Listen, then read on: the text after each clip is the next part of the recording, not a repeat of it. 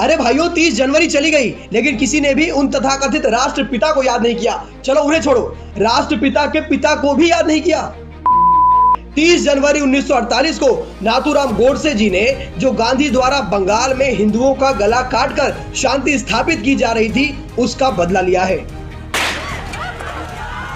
गांधी जो हिंदू बहन बेटियों को आत्महत्या करने की सलाह देकर आए थे, उसका बदला लिया है। आजादी के तुरंत बाद पाकिस्तान भारत पे हमला करता है और फिर गांधी वहां अनशन करते हैं पाकिस्तान को 55 करोड़ रुपए देने के लिए, तो उसका बदला लिया है। गांधी के इन सारी नीतियों से तंग आकर राष्ट्र और हिंदुओं के हितों की रक्षा के लिए 30 जनवरी 1948 को नाथूराम गोडसे जी ने ये कदम उठाया।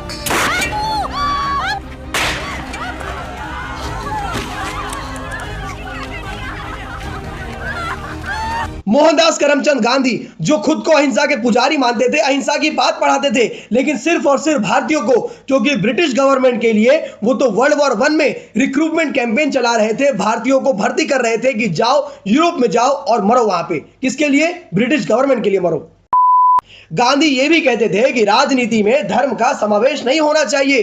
तो फिर 1919 में जो खिलाफत मूवमेंट हुआ था और 1920 में जो नॉन कोऑपरेशन मूवमेंट हुआ था, नॉन कोऑपरेशन मूवमेंट जो पूरी तरह से पॉलिटिकल और सोशल मूवमेंट था, उसमें गांधी के कहने पर ही खिलाफत आंदोलन, जो कि एक प्योर रिलीजियस मूवमेंट था, उसको जोड़ा गया। क्यों? इसका कारण यह था क्योंकि गांधी मुसलमानों को राष्ट्रीय आंदोलन से जोड़ना चाहते थे, क्योंकि गांधी को शायद पता था कि मुसलमान कभी देश के लिए तो खड़ा होगा नहीं, तो कम से कम इस्लाम का बहाना लेके उनसे राष्ट्रीय आंदोलन में जुड़वाया जाए।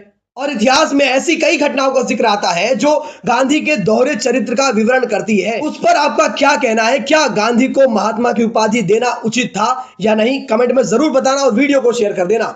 राधे राधे, जय हिंद।